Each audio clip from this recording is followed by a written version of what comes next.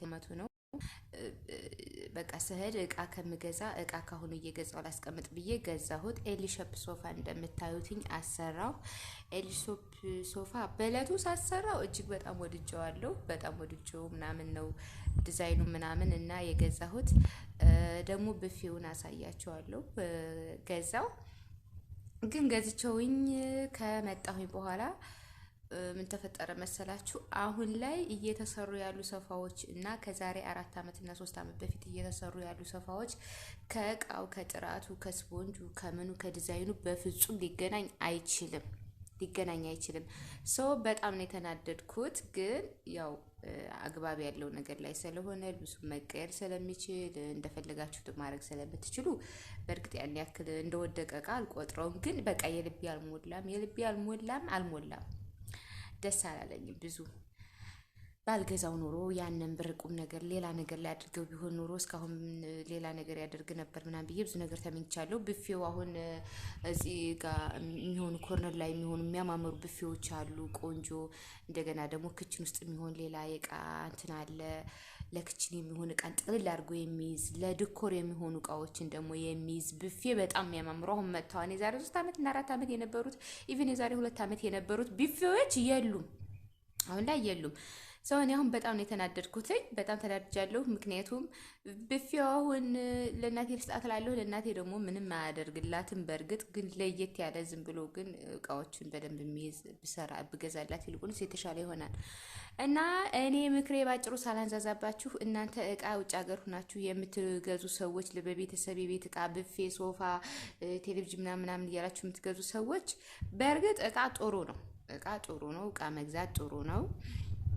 ግን ምን አለ መሰላችሁ፣ እናንተ ዛሬ የገዛችሁት ለምሳሌ ዛሬ አልጋ ብትገዙ፣ ብፌ ብትገዙ፣ ሶፋ ብትገዙ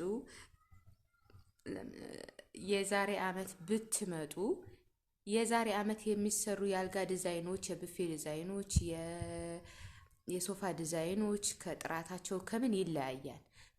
ለእናንተ በመጣችሁ ሰዓት 2 አመትም 3 አመት እቃውን ከገዛችሁት ከ2 አመት ከ3 አመት በኋላ መጥታችሁ ስታዩ ትናደዳላችሁ። ምክንያቱም አዲስ ቆንጆ የሆነ በዲዛይኑም በጥራቱም የተሻለ ልታገኙ ትችላላችሁ። እናንተ የመጣችሁ ሰዓት የዛ ሰዓት ትናደዱ ትችላላችሁ። እኔ ግን ለመክራችሁ የምችለው ገንዘባችሁን ለቃ የምትሉት ለምሳሌ እኔ የዛሬ አመት 2 አመቱ ሊመጣ ነው ነገ መስከረም ላይ። የዛሬ 2 አመት አካባቢ የቤት እቃ እገዛበታለሁ ያልሁትን አንዳንድ ብር የዛ ሰዓት 400 ሺህ ብር ነው። በእርግጥ 400 ሺህ ብር የዛሬ 2 አመት እና ያሁኑ ይለያያል። የዛ ሰዓት እኔ ብፌና እግዚአብሔር ይመስገን በእለቱ ገዝቼ የነበረው ብፌና ሶፋ ብቻ ነው። ከዛ ውጭ የገዛሁት እቃ የለኝም።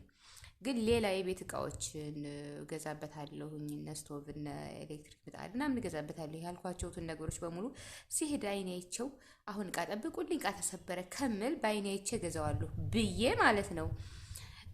ለወንድሜ እስኪ በ400 ሺህ ብር የሆነች ቦታ ማስቀምጥበት ብሩን ማስቀምጥበት እጄ ላይ ሆኖ ስለሚጠፋ ብሩን ማስቀምጥበት የአንድ ቦታ ግዛልኝ ያልኩ 200 ካሬ ገዛልኝ። እግዚአብሔር ይስጠው። ያጎቴ ልጅ ነው ወንድሜ ሆነው ተመስገን ገዙልኝ። እና ያችን ቦታ ዛሬ ላይ ልሽጣት ብል 1 ነጥብ ተስዛለች፣ 1 ነጥብ ትሆነኛለች። የሚገርማችሁ ነገር እንኳን አይደለም የቤት እቃ ብዙ ነገር ታደርግልኛለች። እና ምንላችሁ ፈልጌ ነው የኔን ይሄን ያጋራኋችሁ። ጠቅለል አድርጋችሁ የቤት እቃ የምትገዙበት ይሄ ቁሳቁስ እገዛበታለሁ፣ ይሄን እገዛበታለሁ፣ ይሄን አድርግበታለሁ የምትሉትን ነገር ጠቅለል አድርጋችሁ በዛ አድርጋችሁ ነገ እናንተ ስመጡ ሽጣችሁ እናንተ አይናችሁ እያየ የምትገዙት እቃ ላይ ብታወሉት እላለሁ። ለምሳሌ እኔ ቲቪ፣ ፍሪጅ፣ ኤሌክትሪክ ምጣድ ምናምን ይሄ ሶፋ፣ እነዚህ የቤት ሴት ልጅ የሚያስፈልጋት ነገሮችን እገዛበታለሁ ያልኋቸውትን ነው እዛ ላይ የዋልሁት። ኢቭን እኔ እስካሁን ድረስ ቲቪና ፍሪጅ ምናምን ገና አልገዛሁም። ልገዛ አሁን እቅድ ላይ ነኝ። ሰሞኑን እገዛለሁ እንደ ክርስቶስ መልካም ፈቃድ። ግዴታም ስለሆኑ ቲቪ ግዴታ አይደለም። ያው ግን ቤት አንዳንድ እንግዳ ሲመጣ ምናምን ደስ ይላል። ቲቪ ሲኖር ቁጭ ብሎ እንዲያዩ ምናምን ይሆናል። እኔ በተፈጥሮ ቲቪ ቁጭ ብሎ ማየት እንትን የለኝም፣ አቅሌም አይችልም። ሁሉ የሆነ ነገር ቁጭ ብሎ ማየት ቲቪ ላይ ስልክ የምነካካ ይሻለኛል ቲቪ ከማፈጥና። ግን ያው ቢኖር ለእንግዳ ጥሩ ነው። ቤትም እንደዚህ እንትን አይልም፣ ያደምቃል።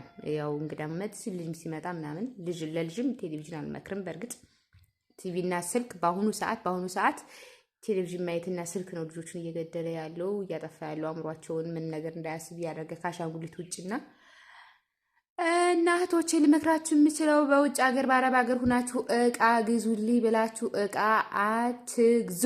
4 ነጥብ።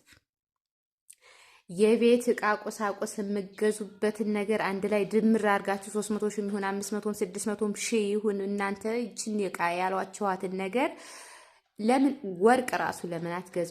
አባትም ትንሽ 2 ግራም 3 ግራም 4 5 6 ግራም ወይም ደግሞ በየአካባቢያችን እኔ መንገድ የማይመታው ቦታ የማያስፈራ ቦታ መግዛት የምትችሉ ያው ህጋዊ ቦታ መግዛት ስለማይችል ወይም ደግሞ ጨመር አድርጋችሁ ህጋዊ ቦታ ብገዙ ጨምራችሁ እዛ የቤት እቃ ያላችሁትንና ሌላ ፕሮግራም ያረጋችሁት ጋር አንድ ላይ አድርጋችሁ የቤት እቃ ብታደርጉ የቤት እቃ ገዛበት ያላችሁትና ሌላ ፕሮግራም የምታደርጉት ብር ጋር አንድ ላይ አድርጋችሁ ህጋዊ ቦታ ብገዙበት እናንተ አመትም ቆያችሁ 2 አመትም ቆያችሁ 3 አመትም 2 ወርም 3 ወርም ቆያችሁ ሀገራችሁ በገባችሁ ሰዓት አንደኛ ብሩ እንዳለ ይጠብቃችኋል፣ ሰው ጋር አትጣሉበትም። ሁለተኛ በእጥፍ ነው ጨምሮ የምታገኙት። በአመቱም ሆነ በ2 አመቱ በ3 አመቱም ሆነ በ6 ወሩ ብትሸጡት ከነበረው ብር 1 ነጥብ ገዝታችሁ ከሆነ 1.3 1.4 ሊያስይዝ ይችላል። 500 ገዝታችሁት ከ500 ሺህ ገዝታችሁ ከሆነ 600 700 ሺህ ሊያስይዛችሁ ይችላል። እኔ ልመክራችሁ የምችሉት እንደው 4 ነጥብ እቃ በውጭ ሀገር ሆናችሁ ገዝታችሁ ስመጡ እንዳትከስሩ። አንደኛ እናንተ ያዘዛችሁት እቃና የሚሰራላችሁ እቃ ሰማይና ምድር ነው። ፎቶ ላይ ያያችሁት እቃና መጥታችሁ የምታገኙት እቃ የተለያየ ሰማይና ምድር ነው። ከገንዘባችሁም ከእቃችሁም አትሆኑም። 4 ነጥብ